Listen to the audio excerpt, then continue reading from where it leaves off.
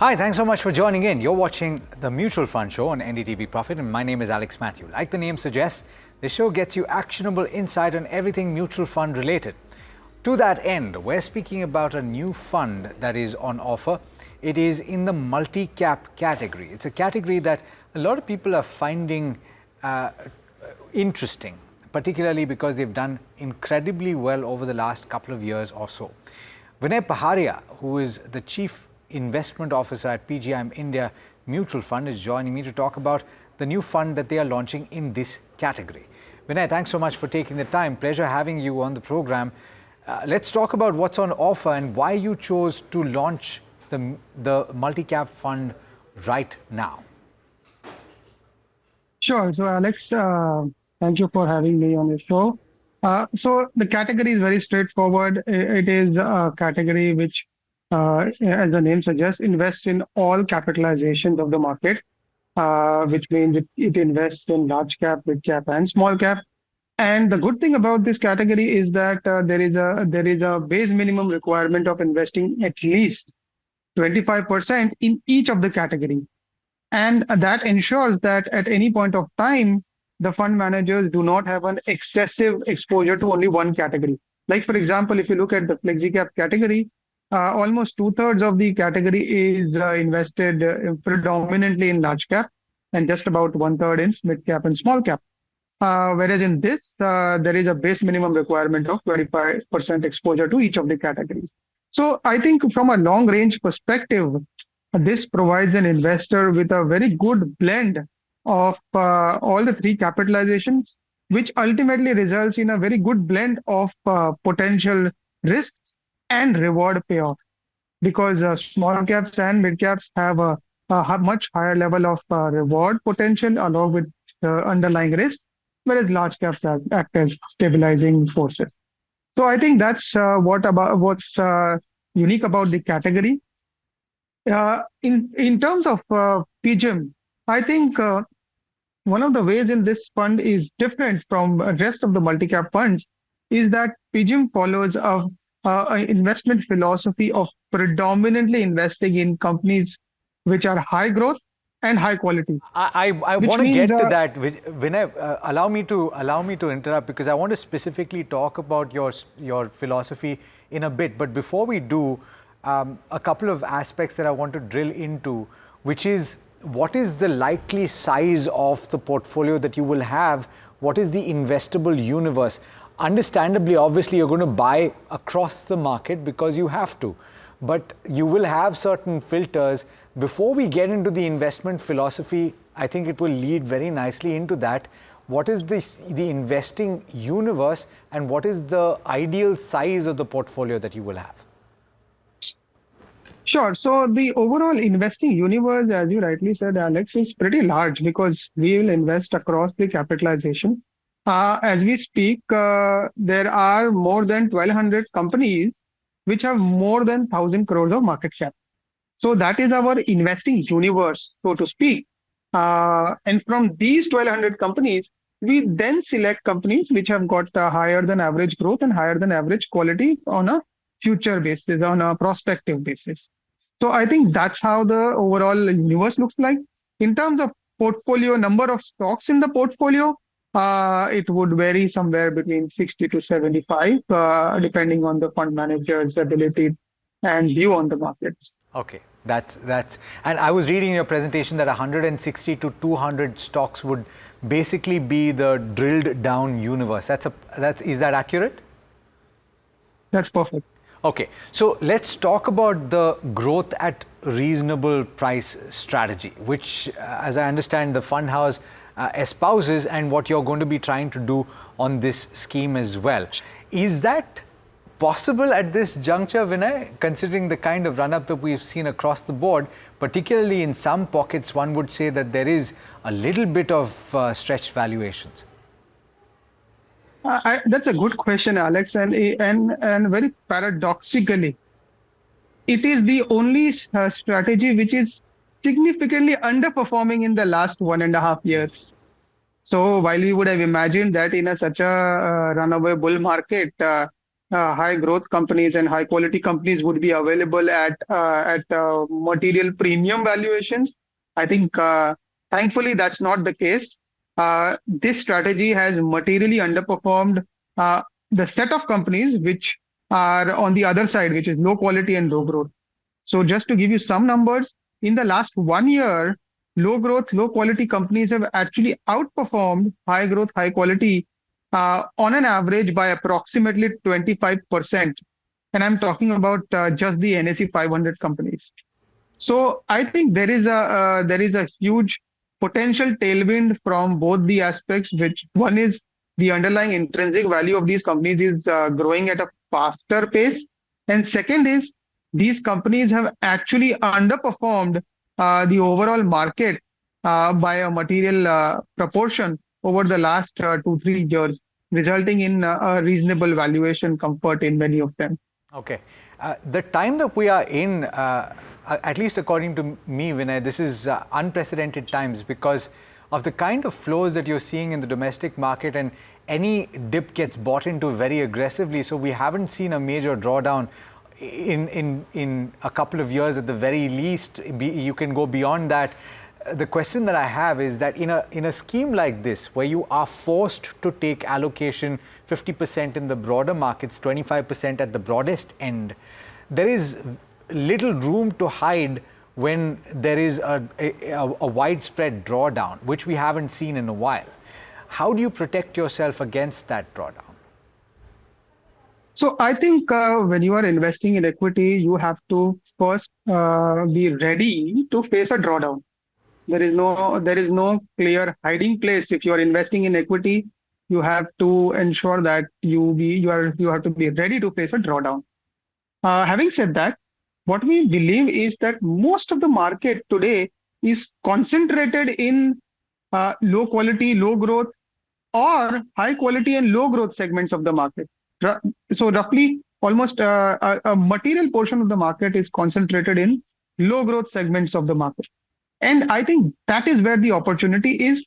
Most people are diversifying themselves by, let's say, large, mid, small.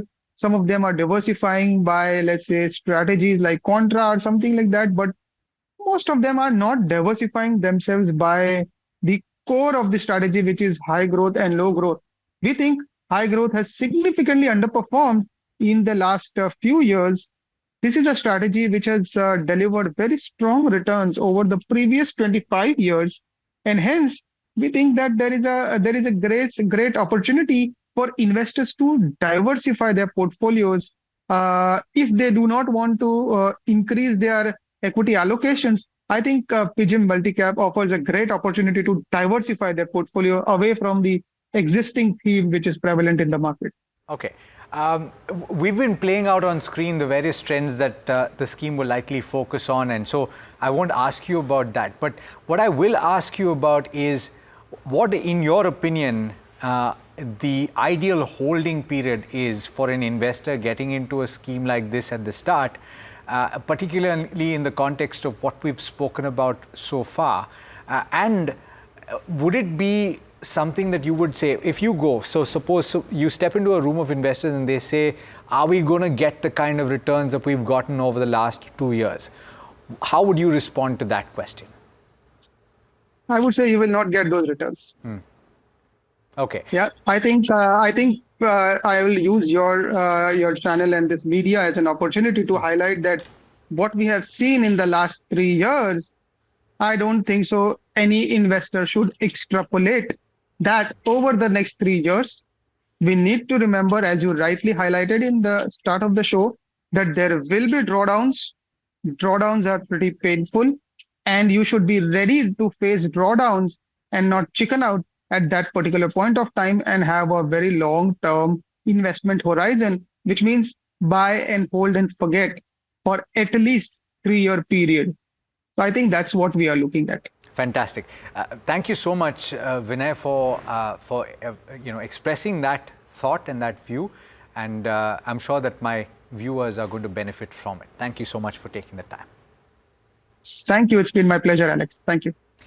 All right. On that note, let's talk about multi-cap funds as a category. It's not like we haven't spoken about it often over the past several months, but I think it bears repeating.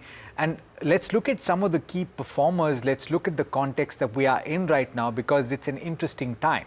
A little later in this month, you're going to see the Fed meeting, and you're going to see possibly a change in the interest rate scenario in that market or in that economy, and that's going to have a bearing on risk assets around the world. We don't know how India is going to perform. A lot of you have probably invested in multi-cap funds over the course of the last 3 years, and you've probably seen outsized returns.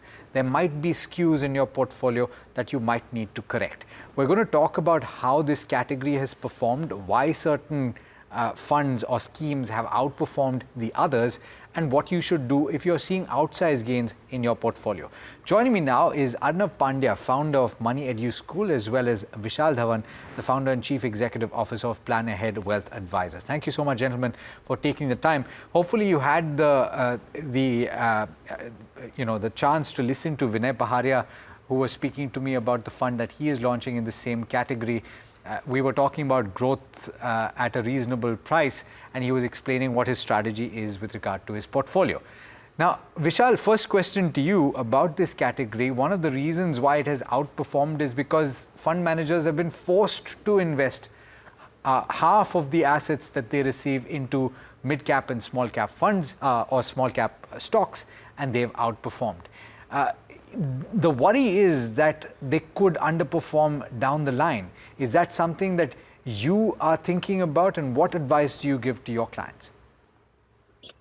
Yeah, well, it's definitely something that one should be concerned about, because both mid and small cap valuations on a trailing basis as well as a forward basis are significantly above their long-term averages.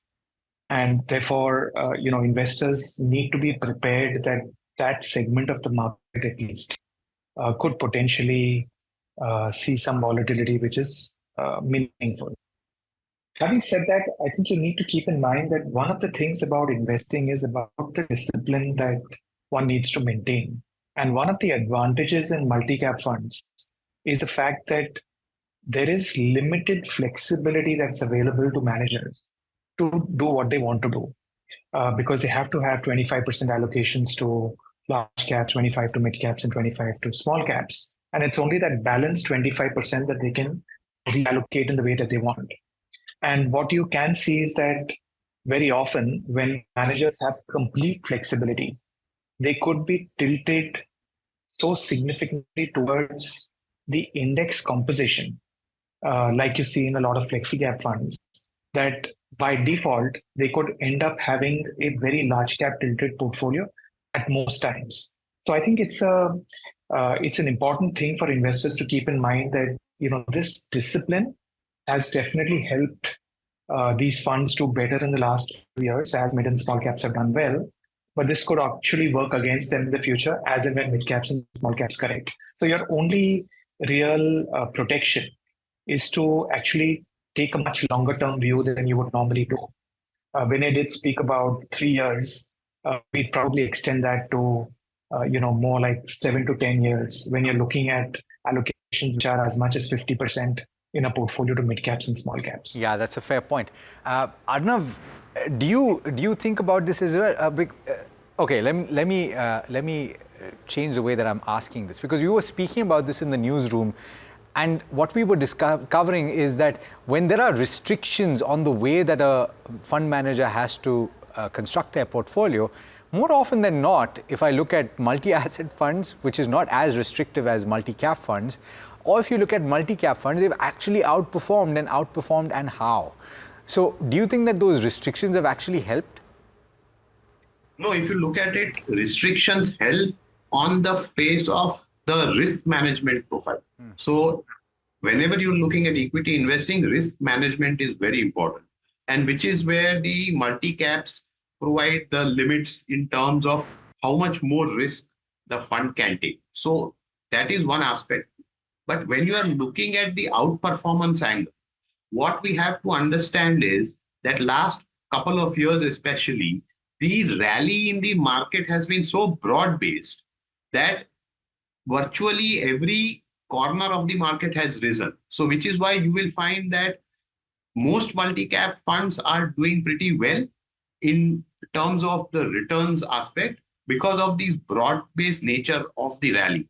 So the moment either this trend reverses or the concentration in terms of who is performing in the market becomes very evident, you will find that all these funds which are showing above average returns, they are reverting to a lower rate of return, which is what normally these funds should be providing. And what we are seeing today is something which is, I would say, abnormal in terms of the return sense. Yeah, that's a fair point. I'm coming back to you, Vishal, on this next question, which is that generally we've found that investors tend to have too many schemes in their portfolios. In your opinion, how much of an allocation, and this is a tough question, of course, and it's not something that is going to be one size fit all, but how much should you allocate to a multi-cap fund? How many should you have? Is one too less? Are three too many? How do you go about choosing? So I think the starting point of this has to be the rest of your portfolio composition. And clearly, one of the things that we believe in is that you need to have three elements to portfolios, even if you're thinking about equities. One is, be sure to have market returns getting delivered through a market capitalization based index fund. So a Nifty 50 fund, for example, needs to be a part of your portfolio to get you market returns. The second is look at some element of international diversification, because your biggest friend is going to be the fact that if you have money in multiple geographies, you will have periods where not all of them go up and down together at the same time. Now, on top of this layer, assuming that you're anyway building some commodity exposure to gold, silver, etc., you now start to say, okay, within my other equity exposure that I want to build on top of it, how much multi-cap should I take? And can I take it through more than one fund? So our belief is that ideally, if you do want to have a multi-cap fund in your portfolio at all points, just because of the discipline of always having some mid-cap and small cap in your portfolio, then one fund is enough. And having 15% of your exposure in that scheme is probably enough. I think you need to combine it with a flexi cap fund, where typically you will find that the manager has flexibility to move in the way that he or she believes is most appropriate. And therefore, a multi-cap to 15%, a index strategy, which is probably even close to half of your portfolio, and the rest of it in flexi cap is probably a good option. Okay, that's well explained. I want to talk about a few of the outperformers, and I understand that they will be skewed by the recent performance of the markets. And having said that, though, let's play out the outperformers over a period of 5 years. Here we're talking about the returns that have been generated on a compounded annual basis, and you have nearly 34% return by the Quant Active Fund. You have Mahindra Manulife, which is not too far behind at 29% or thereabouts. Nippon India doing quite well for itself, and Invesco. We've only taken the top 5, but quite a few of these schemes have actually done well. They haven't managed to beat the benchmark, though. If you think about it, even the fifth performer has actually underperformed the benchmark by a factor of 1.5% or thereabouts. Arnav, it lends itself to what you were talking about, that broad-based rally, and it's tough, particularly in the broader end, for fund managers to stock pick, therefore, and beat the benchmark. So then from that perspective, how do you choose the appropriate multi-cap fund? Which ones do you like and why? So, I mean, when I look at multi-cap funds, my core focus is on the fact that how is it able to manage the downside, because a large part of what we can call in this particular cycle, the upside has been taken care of. So you still might have a good couple of years ahead, but I see several roadblocks and periods in the market going ahead where there will be tough times. And why is this important? Because over the last 3-4 years post-COVID, if you look at it, it's been a one-way rally. See, normally you expect sharper corrections to come in for some major retracement also to take place overall, but which has not happened. So which is also changing the mindset of the investor a bit, who are not paying as close attention to risk as they should be. So for me, funds which are more in terms of reducing risk, ensuring that they are conservative in nature, for me, those funds, I prefer them. And within that list, I mean, my preferences are for the Nippon India Multi-Cap Fund, the HDFC Multi-Cap Fund, and the ICICI Multi-Cap Fund. Okay. So specifically on these factors. Got it. Vishal, do you want to add to that? You've listed Mahindra Manulife Multi-Cap Fund and Nippon India Multi-Cap Fund. Why do you like these two? So very clearly, I think one of the things that Arnav did mention is the importance of risk management layered on top of the returns that are being demonstrated. And therefore, if you look at both of these funds, they actually have very good risk-adjusted returns demonstrated through both higher Sharpe ratios as well as higher information ratios that both of them are demonstrating. And clearly, if you look at their performance, it's interesting to segregate the trailing 5-year data from also the rolling performance of how they've done over periods of time. And both of these funds seem to have done their job pretty well, independent of what obviously has happened in the last couple of years because of the strong rally in general. That's a fair point.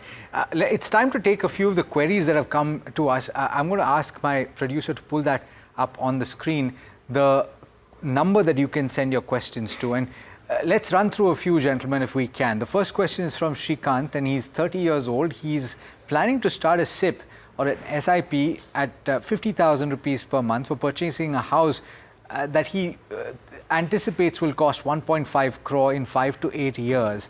He also requires funds for his daughter's education and marriage. He will retire, he says, by 40 to 45. That's quite the target.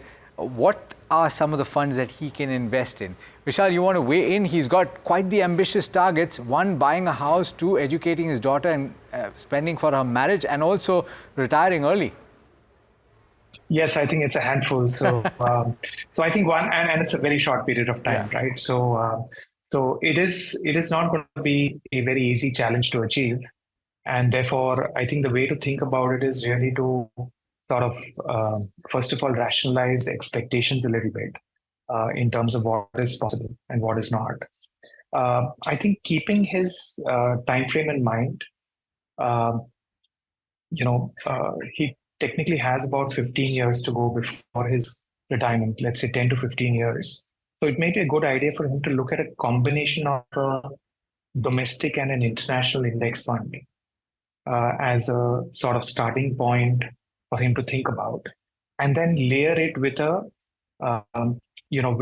flexi cap fund on top of it, so that combination of 3 funds can potentially do the job that it has. It's very important though that he needs to start reducing the risk gradually as he gets to the point where he wants to buy his house. You don't want to keep staying in equity till 5, 6, 7 years going forward, and then find that in the 8th year when you want to buy the house, you probably don't have enough because it's been a deep market correction that has happened at that point.